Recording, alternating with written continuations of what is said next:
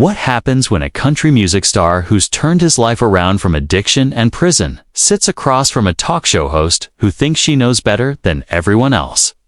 What you're about to witness is one of the most explosive confrontations ever captured on daytime television. Jelly Roll, the tattooed giant with a heart of gold, walked into The View expecting a normal interview about his music and his incredible journey from the streets to stardom. Instead, he found himself face to face with Joy Behar, who decided to tear him down piece by piece on live television. This isn't just another celebrity interview gone wrong. This is a masterclass in how one person's arrogance can push someone too far. Before we dive into this incredible story, make sure you subscribe to the channel and drop a comment below with your thoughts, because trust me, you're going to have plenty to say after you see what unfolds. The studio lights were blazing hot that Tuesday morning as Jelly Roll adjusted his black button-down shirt and settled into the iconic View chair.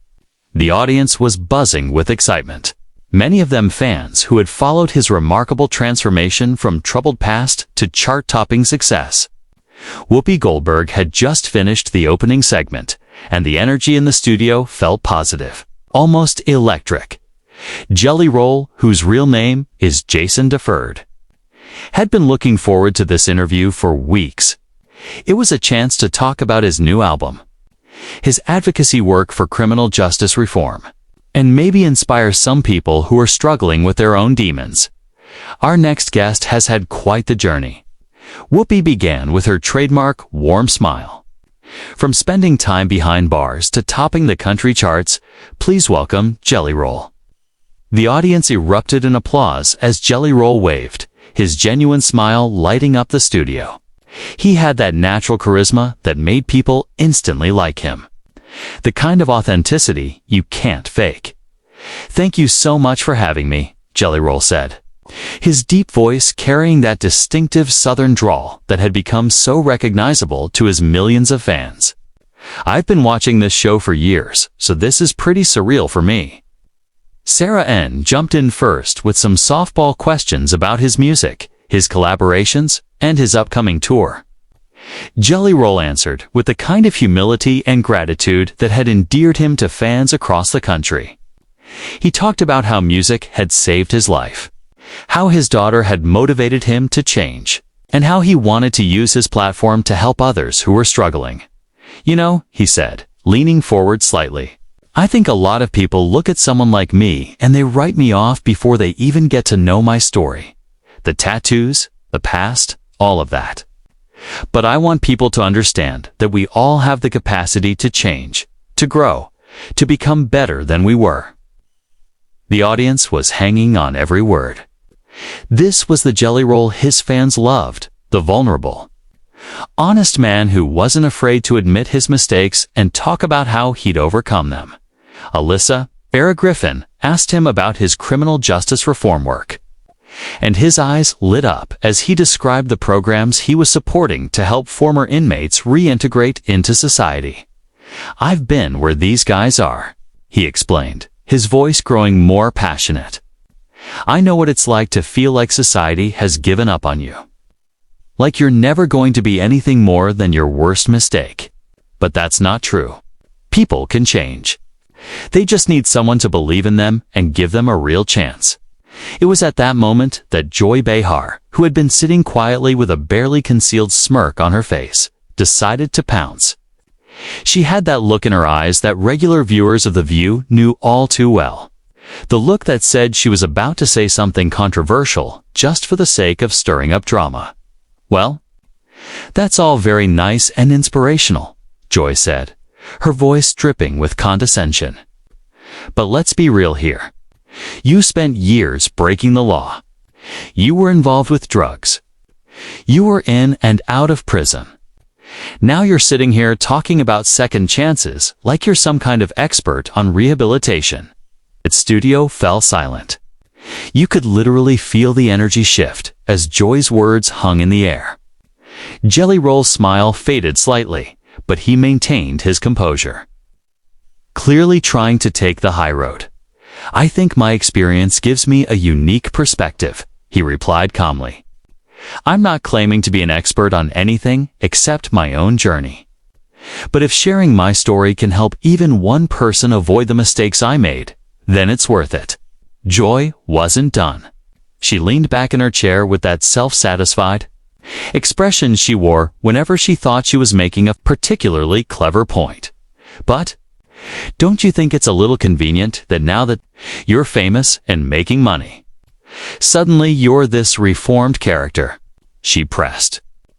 "I mean, how do we know this isn't just good PR?" The camera caught Jelly Roll's jaw tighten slightly. His hands, which had been relaxed in his lap, clenched into fists for just a moment before he forced himself to relax them. The other hosts looked uncomfortable, clearly not expecting the interview to take this hostile turn. "Joy," he said, and there was a warning note in his voice that anyone who knew him would recognize. "I think you're misunderstanding what this is about. This isn't PR. This is my life. These aren't talking points. These are real experiences that shaped who I am." But Joy was just getting started. She had that predatory gleam in her eyes that meant she smelled blood in the water and was going in for the kill. "I'm just saying it's easy to talk about redemption and second chances when you're sitting pretty with a record deal and sold-out concerts. Asterisk. What about the people you hurt along the way? What about the communities that were damaged by the drug trade you were part of?" The accusation hung heavy in the air like a dark cloud. Jelly Roll's transformation from composed guest to something much more intense was visible to everyone in the studio. His breathing had changed. His posture had shifted. And there was a fire building in his eyes that suggested Joy had just crossed a line she shouldn't have crossed. "You want to talk about the people I hurt?" Jelly Roll said, his voice getting louder, more intense. "Let's talk about them. Let's talk about how I've spent every day since I got clean trying to make amends, trying to do better, trying to use whatever platform I have to help people." Joy, either oblivious to the danger she was walking into or simply not caring, pressed on with her attack. "But that doesn't undo the damage, does it?" she said. "That doesn't bring back the lives that were lost to overdoses, the families that were destroyed. You can't just sing your way out of that responsibility." That was it. That was the moment when something snapped inside Jelly Roll. When the careful composure he'd been maintaining finally cracked under the weight of Joy's relentless assault. The man who had spent years learning to control his temper, who had worked so hard to become a better person, suddenly found himself face to face with someone who seemed determined to tear down everything he'd built. The explosion was instantaneous and volcanic jelly. Roll shot up from his chair so fast that it actually rolled backward, his 6-foot frame towering over the desk as his voice boomed across the studio with a force that made everyone jump. "Are you kidding me right now?" he roared, his southern accent getting thicker as his emotions took over. "You think I don't carry that weight every single day? You think I don't know exactly what I've done and who I've hurt? Lady, you have absolutely no idea what you're talking about." The audience gasped audibly. Camera operators scrambled to capture every angle of the confrontation, while producers in the control room frantically debated whether to cut to commercial. Whoopi looked stunned. Sarah covered her mouth in shock. Alyssa sat frozen in her chair. But Joy incredibly seemed almost pleased with herself, like she'd successfully provoked exactly the reaction she was looking for. "There it is," Joy said with a smug smile, gesturing toward Jelly Roll as if his anger proved her point. "There's the real you underneath all that redemption talk. Still the same angry criminal, just with better clothes." If the studio had been silent before, it was absolutely dead now. The only sound was Jelly Roll's heavy breathing as he stared down at Joy with an expression that was part fury, part disbelief, and part something much more dangerous. When he spoke again, His voice dropped to a low, menacing growl that somehow felt more terrifying than his shouting. "You want to see the real me?" he said, leaning forward with his hands planted firmly on the desk. "The real me spent 3 years in county jail thinking about every person I hurt. Every family I damaged. Every life I helped destroy. The real me has nightmares about kids who overdosed on drugs I sold. The real me goes to funerals of people I grew up with who didn't make it out like I did." Joy tried to interrupt, but Jelly Roll's voice cut through her attempt like a knife through paper. "No, you wanted this conversation, so we're going to have it. You sit up there in your ivory tower, passing judgment on people like me. But what have you ever sacrificed? What have you ever overcome? You think redemption is some kind of marketing scheme because you've never needed it yourself."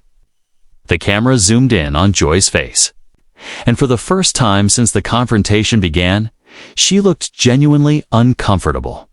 Her smug expression started to crack around the edges as she realized maybe she'd bitten off more than she could chew. But Jelly Roll wasn't finished, and his attention was laser-focused on Joy. "You know what the difference is between me and you?" he said. "I admit when I'm wrong. I own my mistakes. You sit here every day pretending like you're morally superior to everyone else. But you're just a bully with a microphone." Joy's face was turning red now, and not from embarrassment. "How dare you call me a bully?" she snapped. "I'm a journalist asking legitimate questions. About what?" Jelly Roll cut her off again, his voice rising back to a roar. "About how someone who made mistakes can't possibly have changed. About how anyone with a criminal past should just shut up and disappear. You're not asking questions. You're pushing an agenda. And that agenda is making people feel bad about themselves so you can feel better about yourself." The other hosts looked back and forth between them like spectators at a tennis match, clearly unsure whether to intervene or let it play out. The audience was completely silent now, transfixed by the raw emotion and intensity of what they were witnessing. "I've interviewed thousands of people." Joy shot back, her voice louder and more defensive. "I know how to separate genuine rehabilitation from convenient storytelling. And what I see here is someone who's learned to say the right words to make people forget what they really are." That last comment hit Jelly Roll like a physical blow. His face shifted through a series of expressions: hurt, anger, and then something that looked almost like pity. When he spoke again, his voice was quieter, but somehow more powerful than when he'd been shouting. "What I really am," he said slowly and deliberately, "is a father who wants his daughter to be proud of him. What I really am is someone who knows what rock bottom looks like and climbs out of it every single day. What I really am is a human being who made terrible choices and is spending the rest of his life trying to make up for them." He paused, letting those words sink in. "But what you are, Joy, is someone who gets paid to tear people down on television. Someone who thinks being mean is the same thing as being smart. Someone who has never had to fight for anything real in your entire life, so you don't understand what real change looks like." Joy opened her mouth to respond, but Jelly Roll held up a hand. "I'm not done," he said. "You want to talk about accountability? Let's talk about your accountability. How many people have you discouraged from getting help by making them think society will never accept their redemption? How many second chances have you destroyed with your cynicism? How many families have you kept divided by convincing them that people can't really change?" The questions hung in the air like accusations, and Joy's face showed they had landed. She was no longer the confident attacker she'd been at the beginning of the confrontation. Now she looked like someone realizing she might have picked a fight with the wrong person. "You think you're so clever." Jelly Roll continued, his voice filled with disappointment more than anger. "You think you're exposing some kind of fraud, but all you're really doing is showing everyone exactly what kind of person you are. Someone who would rather tear others down than build anything up yourself. Sarah N. tried to jump in with a diplomatic comment, but both Joy and Jelly Roll ignored her completely. This had become something far more personal than a television interview, a battle between two completely different philosophies of life. Two very different ways of looking at human nature and redemption. "I stand by everything I've said," Joy declared, though her voice was shaky. "People have a right to be skeptical of convenient transformations." Jelly Roll shook his head slowly, and when he looked at her, there was something that almost resembled sadness in his eyes. "You know what the really tragic thing is?" T said. "You could have used this opportunity to have a real conversation about addiction, about criminal justice reform, about how we help people rebuild their lives. Instead, you chose to be cruel for no reason other than your own entertainment." The weight of that statement settled over the studio like a heavy blanket. For a moment, even Joy seemed to consider his words. Then her defensive instincts kicked back in, and she straightened in her chair with renewed defiance. "Don't lecture me about entertainment," she snapped. "This is journalism. This is asking the tough questions other people are afraid to ask. If you can't handle scrutiny, maybe you shouldn't put yourself in the public eye." Jelly Roll laughed, bitter and cold. "Tough questions," he said. "Is that what you call this? Then let me ask you some tough questions. When was the last time you admitted you were wrong? When was the last time you showed genuine compassion for someone who made mistakes? When was the last time you used your platform to actually help someone instead of tearing them down?" Joy's mouth opened, then closed with no sound coming out. Asterisk. She clearly hadn't expected to become the one being interrogated. And she was struggling to regain her footing in a conversation that had completely gotten away from her. "That's what I thought." Jelly Roll continued, his voice gaining momentum again. "You can dish it out, but you can't take it. You can attack someone else's character all day long, but the moment someone questions yours, suddenly, that's unfair." Whoopi made another attempt to restore order. "Okay, I think we need to know," Jelly Roll said firmly, turning to address Whoopi directly. "I appreciate what you're trying to do, but this needs to be said. I came here in good faith to talk about music, redemption, and maybe inspire some people. Instead, I walked into an ambush by someone who decided before I even sat down that I was a fraud." He turned back to Joy, and his voice became quieter but somehow more intense. "You know what the saddest part about all this is? You had a chance to be part of something positive today. You could have asked me about the programs I support, about the kids I mentor, about the real work being done to help people change their lives. Instead, you chose to be a bully." "I am not a bully," Joy protested. "For what?" Jelly Roll exploded again, his composure finally shattering. "For getting clean. For turning my life around. For trying to help other people avoid the mistakes I made. What exactly am I being held accountable for here, besides having a past that makes you uncomfortable?" The studio was electric with tension. Camera operators captured audience members with their hands over their mouths, stunned by the intensity of what they were witnessing. In the control room, producers scrambled to decide whether this was a disaster, or the most compelling television they had ever captured. "You're being held accountable for profiting off a redemption narrative while real. People are still suffering from the consequences of your actions," Joy shot back, finally finding her voice again. "Profiting." Jelly Roll's voice cracked with emotion. "You think I'm profiting from this? Every dollar I make from my music, every opportunity I get, comes with the weight of knowing I have to earn it every single day. You think I don't know there are families out there who lost someone to drugs I sold? You think I sleep easy at night because I have a record deal now?" He leaned over the desk again, his face inches from Joy's, his voice raw with pain. "I give away more money than most people make in a year to organizations that help addicts. I spend my free time visiting prisons and talking to kids who remind me of myself at that age.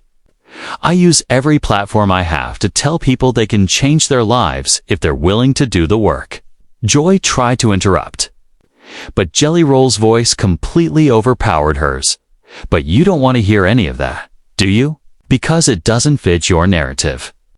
You've already decided who I am, and no amount of evidence to the contrary is going to change your mind." "Evidence?" Joy scoffed. "What evidence?" "Some charitable donations and a few prison visits. That's supposed to erase everything you did." The question struck the studio like a lightning bolt. Jelly Roll straightened slowly. And when he looked at Joy this time, there was something different in his eyes, not anger, but something deeper and more profound. "No," he said quietly. "Nothing can erase what I did. Nothing can bring back the people who died because of choices I made. Nothing can undo the families I helped destroy or the communities I helped damage. And you know what? I live with that every single day." His voice grew stronger, but it wasn't the angry shouting from before. "This came from somewhere much deeper. But what you're really asking me is whether I deserve forgiveness. Whether I deserve redemption. Whether someone like me should be allowed to move forward and try to make amends." He looked around the studio at the hosts, the audience, even the camera operators. "And my answer is this. I don't know if I deserve it. That's not for me to decide. But I know I'm going to spend every day of the rest of my life trying to earn it." Joy opened her mouth to respond, but Jelly Roll raised his hand. "You want to judge me? Fine. Judge me by what I do from here forward. Judge me by the lives I help save, by the kids I help turn away from the path I went down, by the families I help heal. Don't judge me by who I was. Judge me by who I'm becoming."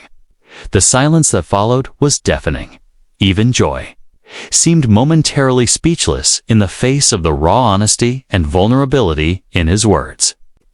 The camera caught her expression, and for just a moment, something that looked like shame flickered across her face.